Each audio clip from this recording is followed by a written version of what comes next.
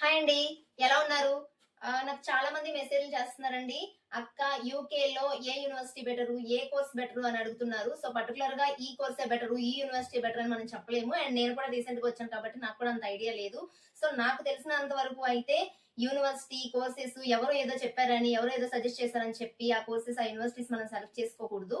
And మనకి రూమ్‌కి దగ్గరగా ఉంటుంది. సో, వాళ్ళ అక్కడ నియర్ బై యూనివర్సిటీస్ అలా సెలెక్ట్ చేసుకుంటున్నారు కొంతమంది. అది కూడా కరెక్ట్ కాదండి. నాకు తెలిసినంత వరకు అయితే మన ప్రీవియస్ కోర్స్ మనం ఇంతకుముందు ఏ క్వాలిఫికేషన్ అయితే చేసామో దాన్ని బేస్ చేసుకొని ఇప్పుడు తీసుకునే కోర్స్ ఉండాలి. అలా అయితేనే ఫ్యూచర్ లో మనం జాబ్ కొట్టడానికైనా సరే బాగుంటుంది. అట్ ద సేమ్ టైం కొంతమంది ఎక్స్పీరియన్స్ బేస్ మీద కూడా వస్తారు.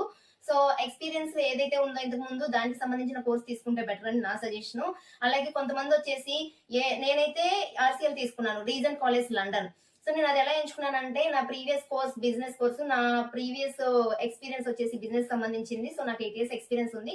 వీటన్నిటికీ ఈక్వల్ గా నేను ఇప్పుడు తీసుకున్న కోర్స్ వచ్చేసి ఎంఎస్సి ఇంటర్నేషనల్ మేనేజ్మెంట్. ఇది కూడా బిజినెస్ కోర్సే. సో ఇక్కడ నాకు సంబంధించిన మాడ్యూల్స్ అంటే సబ్జెక్ట్స్, ఇక్కడ మాడ్యూల్స్ అంటారండి. సో నాకు సంబంధించిన సబ్జెక్ట్స్ ఉన్నాయి కాబట్టి నేను ఈ కోర్స్ ని ఎంచుకున్నాను. మీరు కూడా అలా నార్మల్ గా ఈక్వల్ గా ఉన్న కోర్సెస్ ని ఎంచుకుంటే చాలా బాగుంటుంది. ఫ్యూచర్ లో కూడా ఇబ్బంది ఉండదు. సో కొంతమందికి ఏంటంటే కొన్ని గోల్స్ ఉంటాయి, నేను ఈ స్టేజ్ లో ఉండాలి, ఈ జాబే చెయ్యాలి అని.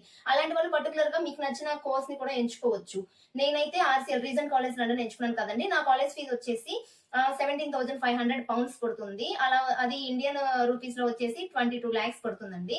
సో నాకు వచ్చేసి 5,000 pounds స్కాలర్షిప్ వస్తుంది. ఇక్కడ ఎరియర్స్ అంటారు స్కాలర్షిప్ ని. సో అది వచ్చేసి నాకు 5,000 వస్తుంది. 5,000 అంటే మన ఇండియన్ రూపీస్ లో వచ్చేసి 6,25,000 వరకు పడుతుంది.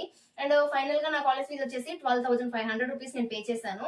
సో 12,500 pounds అండి. 12,500 pounds అంటే మన ఇండియన్ రూపీస్ లో వచ్చేసి ఒక 60 lakhs వరకు పడుతుంది. నేను 60 lakhs కాలేజ్ ఫీజ్ పే చేసేసాను. సో మనం అలాగా ప్రీవియస్ ఇయర్ కోర్సెస్ ని బట్టి, ఆ క్వాలిఫికేషన్ బట్టి చూస్ చేసుకుంటే బెటర్ కోర్స్ అని చెప్పి నా సజెషన్. అలాగే నేను కూడా ట్రై చేస్తానండి.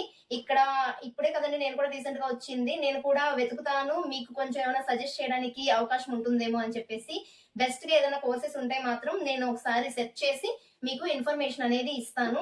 సో మీరు కోర్స్ ని ఎంచుకునేటప్పుడు మాత్రం ఎవరి సజెషన్ తీసుకోకండి. ఫస్ట్ మీరు సెర్చ్ చేసుకోండి. సెర్చ్ చేసి మీకు ఇంతకు ముందు ఏ చదువు అయితే చదువుకున్నారు, ఆ సబ్జెక్ట్ కి సంబంధించిన సబ్జెక్టులు ఇప్పుడు తీసుకునే కోర్సులో ఉన్నాయా లేదా చూసుకున్న తరువాతే సెకండ్ ఆప్షన్ కింద నాలాంటి వాళ్ళని సజెషన్ అడిగితే బెస్ట్ అని చెప్పేసి నా ఆలోచన. And thank you for watching. జై హింద్.